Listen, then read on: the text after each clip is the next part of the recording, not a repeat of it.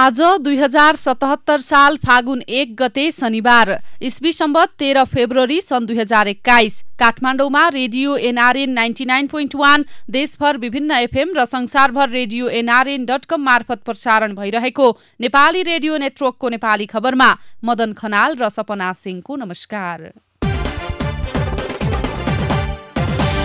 नेकपाको foot स्थानीय तहसम्मै राष्ट्रिय सभाका सांसदको लेबी कट्टा हुन छाड्यो। प्रधानमन्त्रीले सिंहदरबार नटेकेको 10 महिना पुरा, 2 सातामा 2 लाख खोप लगाइयो। अतिक्रमित सार्वजनिक जग्गा फिर्ता गराउन हस्ताक्षर अभियान लगायतका खबर आजका पत्रपत्रिकाको अघिल्लो पृष्ठमा छापिएका छन्। गोर्खापत्र दैनिकमा छापिएको कुरीति उन्मूलनमा धामी झाँक्रीको साथ शीर्षकको खबरलाई हामीले आजको खास खबर बनाएका छौं। दैलेख जिल्लामा कुरीतिका रूपमा रहेको छाउपडी प्रथा उन्मूलन, महिलाको आङ खस्ने समस्या र बालविवाह विरुद्धको अभियानमा त्यहाँका धामी झाँक्रीहरूले साथ दिन थालेका छन्। धामी झाँक्रीकै कारण छाउपडी प्रथा लगायतका कुरीति हट्न नसकेको भन्दै आलोचना हुन थालेपछि धामी झाँक्रीहरूले नै उक्त अभियानमा साथ दिने प्रतिबद्धता जनाएका छन्। दुल्लु नगरपालिका 10 का भक्तबहादुर भण्डारी गाउँको धामी हुनुहुन्छ। विगतमा जे जस्तो गरे पनि अब उहाँले छोरी बुहारी महिनावारी भएको बेला छाउगोठमा बस्न नदिने प्रतिबद्धता जनाउनु भएको छ। उहाँले महिनावारी भएको बेला बस्ने कोठा भने छुट्टै बनाएको भन्दै उनीहरूलाई पोसिलो खानेकुरा खान समेत सुझाव दिएको उल्लेख गर्नु भएको छ। वातावरणीय कृषि केन्द्र केड सुर्खेतको आर्थिक सहयोग र दुल्लु नगरपालिका 10, 11 र 13 ओडाको समन्वय र महिला सशक्तिकरण मञ्च नेपालद्वारा आयोजित कार्यक्रममा उहाँले महिनावारी भनेको महिलाको नियमित प्रक्रिया भएकाले गोठमा राख्ने चलन हटाउनु पर्ने धारणा राख्नुभयो। उहाँले देउताको डर नमान्न आग्रह गर्दै समाजमा महिलालाई दबाएर राख्न देउताको नाम लिने गरिएको उल्लेख गर्नु भएको छ। यसैगरी अर्का धामी धनबहादुर शाहीले पुरानै मानसिकताले महिनावारी हुँदा महिलालाई अलग्गै बस्नुपर्ने चलन चलाएकाले अब घरमै बसाल्नुपर्ने बताउनुभयो। नेपाली खबरमा अब पहिलो पृष्ठका खबरहरू। सबैभन्दा पहिले हामीले कान्तिपुर दैनिकको मुख्य खबर लिँदैछौँ। नेकपाको फुट स्थानीय तहसम्मै शीर्षकमा आज कान्तिपुरले देशभरका स्थानीय तहमा नेकपाको फुटको असर कस्तो देखिएको छ भनेर तथ्याङ्कीय विश्लेषण गरेको छ। समग्रमा स्थानीय तहमा पुष्पकमल दाहाल माधव कुमार नेपाल समूहभन्दा केपी शर्मा ओली समूहका पक्षमा उभिने प्रमुख र उपप्रमुख बढी देखाएको छ। तर कतै खुली नसकेका 24 प्रमुख र 27 उपप्रमुख जुन पक्षतिर लाग्छन् त्यो समूह बलियो हुने सम्भावना देखिन्छ। प्रदेशगत रूपमा हेर्ने हो भने प्रदेश 1 गण्डकी, लुम्बिनी र सुदूरपश्चिमका पालिका प्रमुखमा ओली समूह बलियो देखिन्छ। प्रदेश 2 बागमती र कर्णालीमा दाहाल नेपाल समूहका पालिका प्रमुख बढी छन्। यस्तै 438 स्थानीय तहमा नेकपाका उपप्रमुख रहेकामा ओली समूह प्रदेश 1 गण्डकी र सुदूरपश्चिम प्रदेशमा मात्रै बलियो छ। प्रदेश 2 बागमती, लुम्बिनी र कर्णाली प्रदेशमा धेरै उपप्रमुख दाहाल नेपालतिर लागेका छन्। नेकपाका 388 पालिका प्रमुख मध्ये 189 जना ओली समूहमा र 174 जना दाहाल नेपाल समूहमा देखिएका छन्। 24 जना पालिका प्रमुख कतै खुलेका छैनन्। 1 जना पालिका प्रमुख पार्टी एकताका पक्षमा अभियान सुरु गरेका नेता वामदेव गौतमको समूहमा छन्। त्यस्तै 438 स्थानीय तहमा रहेका नेकपाका उपप्रमुख मध्ये 220 जना ओली समूहमा र 190 जना दाहाल नेपाल समूहमा देखिएका छन्। 27 जना उपप्रमुख कतै खुलेका छैनन् भने 1 जना उपप्रमुख गौतमको पक्षमा छन्। आजको नयाँ पत्रिका दैनिकको अघिल्लो पृष्ठमा राष्ट्रिय सभाका नेकपाको सांसदको लेबी रकम कट्टी हुन छाड्यो शीर्षकमा खबर छापिएको छ। राष्ट्रिय सभामा नेकपाका सांसदको लेबी कट्टी बन्द भएको छ। सांसदले पार्टीमा लेबी तिर्दै आएको 12,000 रुपैयाँ नेकपामा 2 चिरा देखाएपछि अहिले बुझाउनु परेको छैन। संसद सचिवालयले नै लेबी रकम कट्टी गरेर सांसदको तलब पठाउने गरेको थियो। सचिवालयले काटिएको लेबी रकम पार्टी खातामा पठाउँथ्यो। प्रतिनिधि सभा विघटनपछि राजनैतिक रूपमा विभाजित नेकपाको आधिकारिकताको कानूनी लडाई निर्वाचन आयोगमा छ। राष्ट्रिय सभातर्फ अध्यक्ष र उपाध्यक्ष समेत जोड्ने हो भने 47 जना नेकपाका सांसद छन्। प्रतिनिधि सभा विघटनपछि सांसद बाँडिएर प्रचण्ड नेपाल र ओली समूहमा लागेका छन्। राष्ट्रिय सभा अन्तर्गत नेकपाका एक सांसदले भने पहिला तलब आउँदा लेबी काटिएर आउँथ्यो, अहिले पार्टीमा लेबी काटिएको छैन, पुरै तलब आएको छ। यता संसद सचिवालयका प्रवक्ता डाक्टर रोजनाथ पाण्डेले माननीय सदस्यहरूको लेबी सम्बन्धित दलको खातामा उहाँहरूले रिक्वेस्ट गरेको आधारमा पठाउने गरिएको थियो। नेकपा दलको विभाजित मानसिकता र विवाद भइसकेपछि माननीय सदस्यहरूले नै नकटाउन मौखिक अनुरोध गर्नु भएकाले काटिएको छैन। अहिले उहाँहरू कसैको पनि तलबमा लेबी गएको छैन भन्नुभएको छ।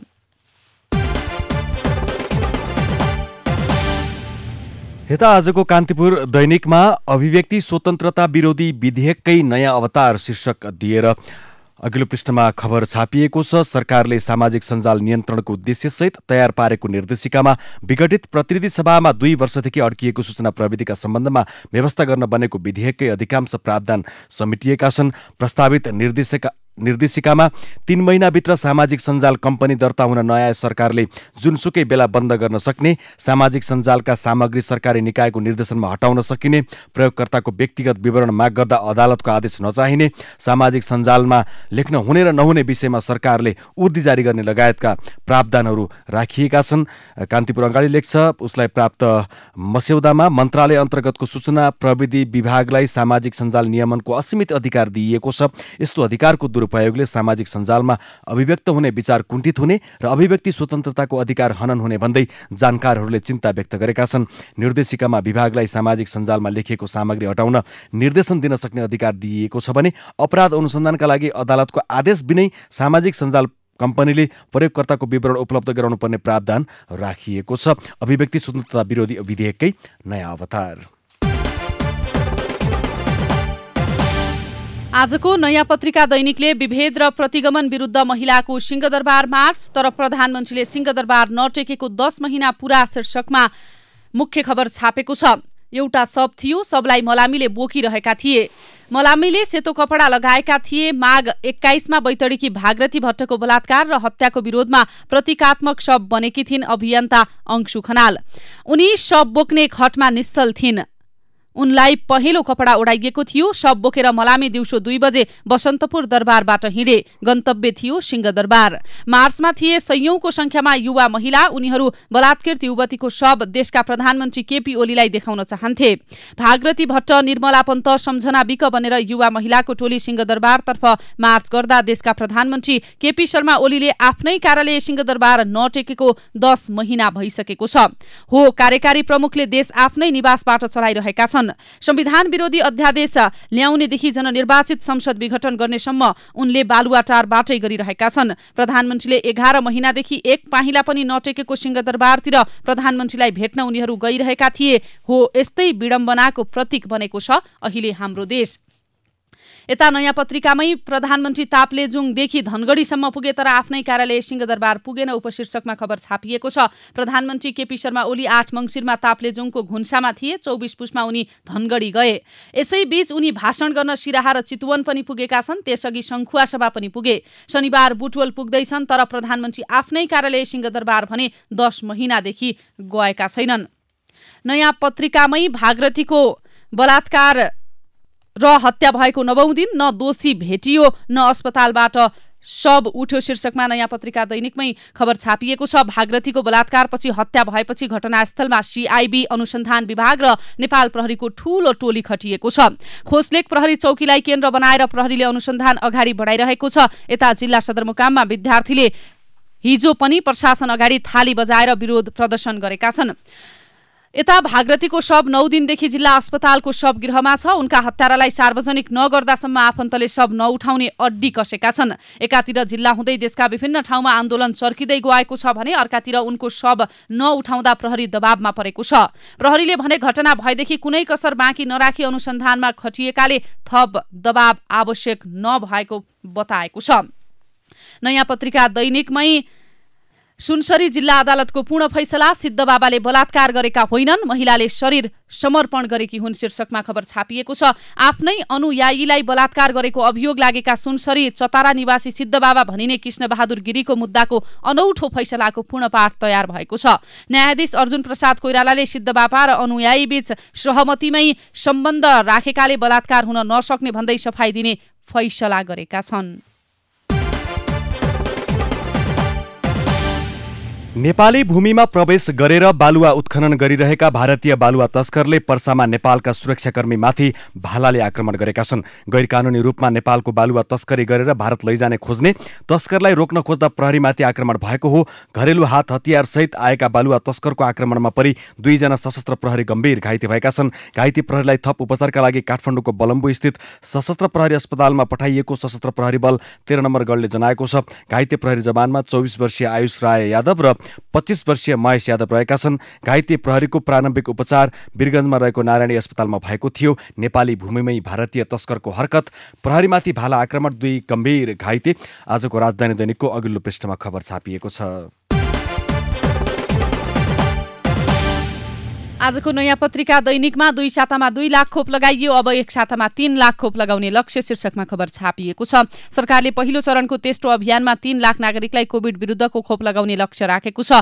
2 देखि 8 फागुनसम्म तेस्रो अभियान अन्तर्गत खोप लगाउने सरकारको योजना छ।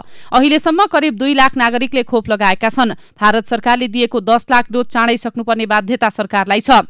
शुक्रबार दोस्रो अभियान सकिएको छ। दोस्रो अभियान अन्तर्गत 25 माघबाट पत्रकार, राजदूतावासका कर्मचारी र UN एजेन्सीका कार्यरत स्वदेशी तथा विदेशी नागरिक तथा तिनका परिवारलाई खोप लगाइएको थियो। स्वास्थ्यकर्मी, सुरक्षाकर्मी, सफाईकर्मी र जेलमा रहेका कैदीलाई पनि खोप लगाइएको छ।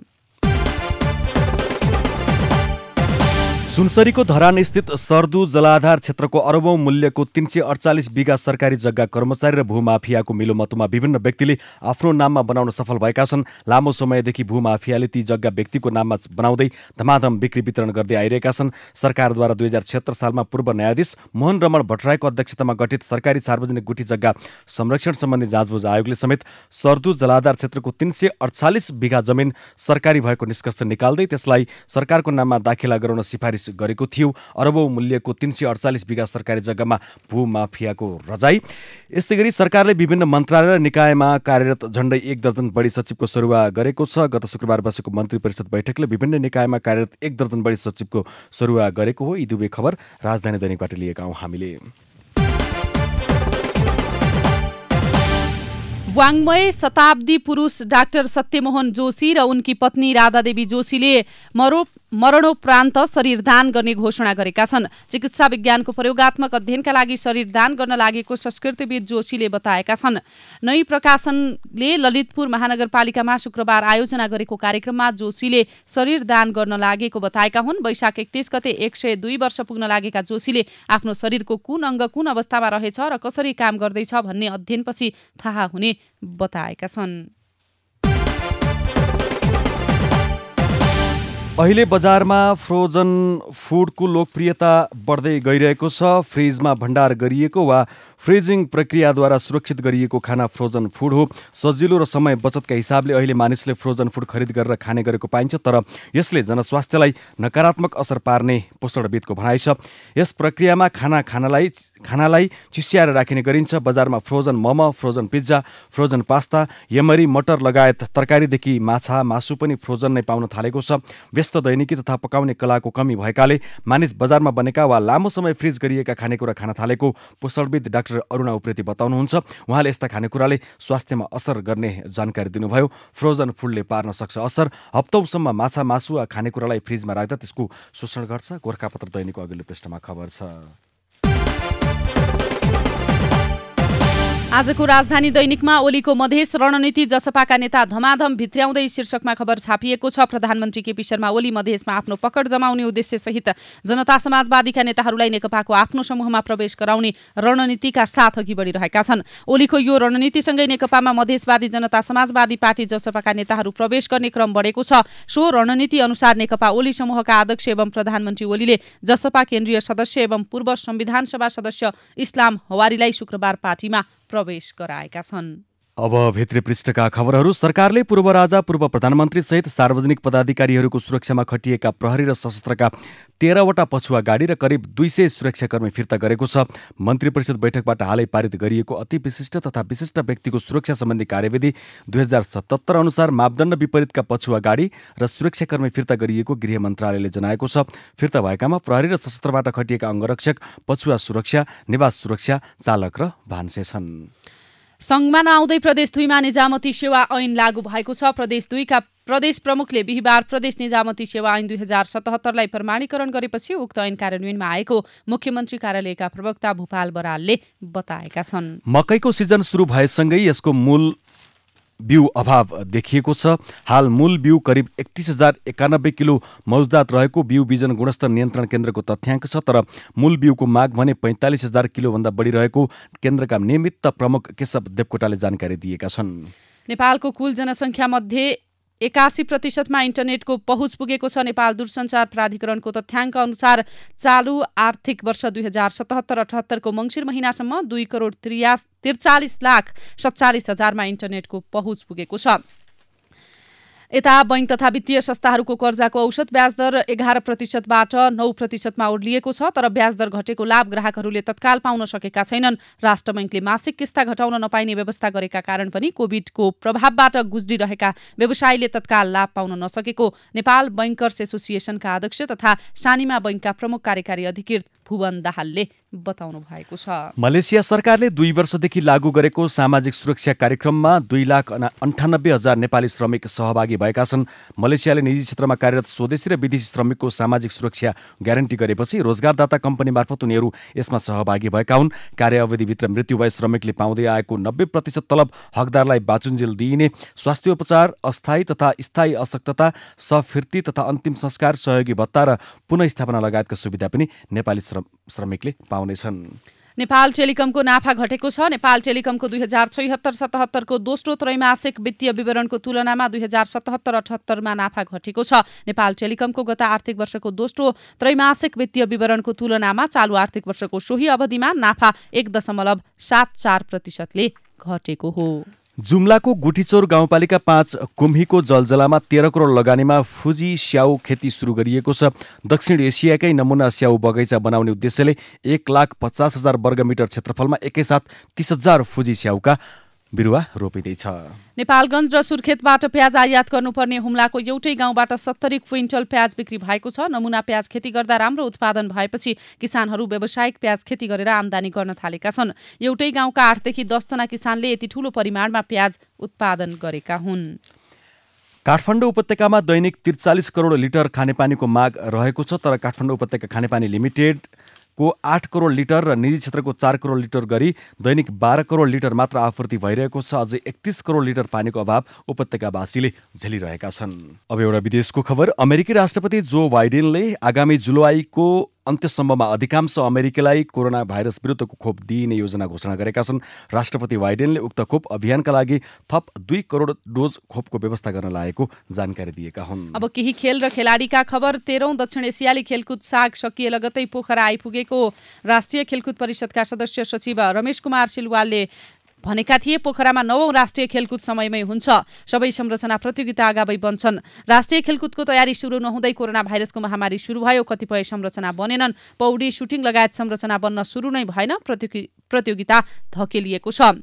कोरोनाको विश्वव्यापी प्रभाव सुरु भइसक्दा गत वर्ष फागुनमा पोखरामा भएको अन्तिम खेल गतिविधि बन्यो। आहारा गोल्ड कप फुटबल आयोजना गर्ने नगर्ने अन्यलकै बीच अनन्त प्रतियोगिता भएरै छाडेको थियो। क्रिकेट प्रतियोगितासँगै पोखराको खेल क्षेत्र एकाएक गर्माएको छ। रङ्गशालामा खेलाडी देखिन थालेका छन्। विभिन्न खेलका प्रशिक्षण र प्रतियोगिता पनि हुन थालेका छन्। खेलकुद लयमा फर्किन थालेको छ। अब एउटा कला सम्बन्धी प्रसङ्ग। निर्माता निर्देशक सुदर्शन थापाले आफ्नो नयाँ चलचित्र म यस्तो गीत गाउँछु 2 लाई आगामी नयाँ वर्षको अवसर पारेर प्रदर्शनी गर्ने तयारी गरिरहेका थिए। तर पहिलेसम्म पनि नेपाली चलचित्रको बजार राम्ररी सुरु हुन नसकेपछि अब नयाँ वर्षमा चलचित्र प्रदर्शन गर्ने कि नगर्ने भन्ने दोधारमा हुनेछन्। उता निर्माता निर्देशक सन्तोष सेनले पनि आफ्नो नयाँ चलचित्र प्रेम गीत 3 लाई नयाँ वर्ष 2078 को अवसर पारेर आगामी चैत अन्तिममा रिलिज गर्ने घोषणा यसअघि गरेका थिए। तर यति बेला उनी पनि सुस्ताएका छन्। यस्तै निर्माता निर्देशक फुलमान बलले पनि आफ्नो नयाँ चलचित्र निरफुललाई आगामी वैशाखभित्रै प्रदर्शन गर्ने बताउँदै आएका थिए। तर अहिले उनी पनि पर्खर हेरेको अवस्थामा छन्। उता निर्माता एवं अभिनेता सन्तोष पन्तले पनि आफ्नो नयाँ चलचित्र हिजो आजको कुरालाई रिलिज गर्ने घोषणा गरेका थिए। आगामी वर्ष वैशाखमा यो चलचित्रको रिलिज गर्ने पक्षमा उनी थिए। तर कोरोना भाइरस लगायत विभिन्न कारणले हलमा दर्शक अहिले नआएकाले अहिले नै चलचित्र रिलिज गर्ने उत्साहमा आफू नभएको उनले बताएका छन्। पर्खर हेरेको स्थितिमा ठुला ब्यानरका चलचित्रहरू। आजको नयाँ पत्रिका दैनिकले ट्रेजेडीमा टुङ्गिएको अन्तर्जातीय विवाह शीर्षकमा नवीन विभासको विचार छापेको छ। पुरानो समाजमा फर्केपछि संस्कार मिलेन भने, चेहरा मिलेन भने, बेहोरा मिलेन भने अन्त्यमा बिहे भत्के। जनयुद्धको झरीले निर्थुक्क वनपाखाका आँखा अझै भिजेका छैनन्। जनयुद्धमा गोडा गुमाएका अनि जोडा गुमाएका, लडाईँमा हात गुमाएका अनि साथ गुमाएका हालचाल सुनिन सक्नुहुन्छ।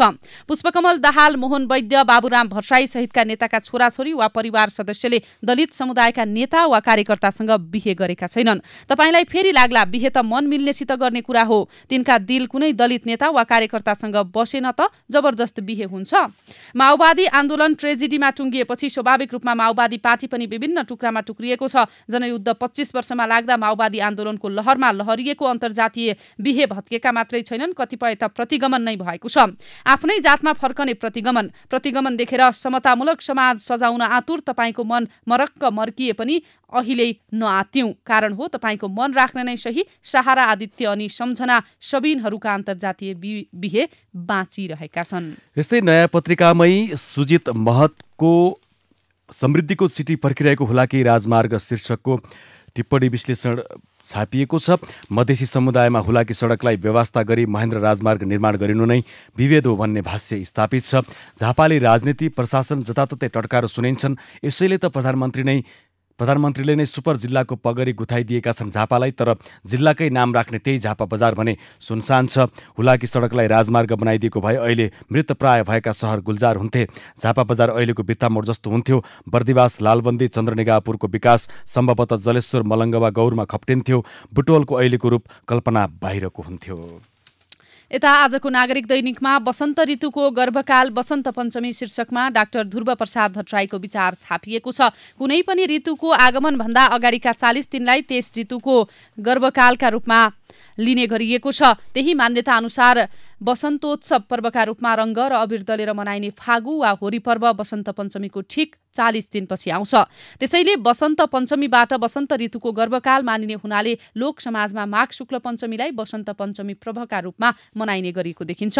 संसारकै पुरानो मानिने ऋग्वेदमा आमाहरूमा श्रेष्ठ, देवीहरूमा श्रेष्ठ, नदीहरूमा श्रेष्ठ हे आमा सरस्वती हामीलाई विशिष्टता देऊ भनी सरस्वतीको वन्दना गरिएको छ भने यजुर्वेदमा पनि यश र ऐश्वर्य प्रदान गर्ने बाणी, ज्ञान र विद्या प्राप्त होस् भनी सरस्वतीलाई यशो भगिनी र कीर्ति प्रदायक मानिएको छ। हवस् त अहिलेको नेपाली खबर यति नै। नेपाली रेडियो नेटवर्कमा यसपछि पत्रकार ऋषि धमलाको साथमा नेपाली बहस सुन्न सक्नुहुनेछ। नेपाली रेडियो नेटवर्क सुन्दै गर्नुहोला।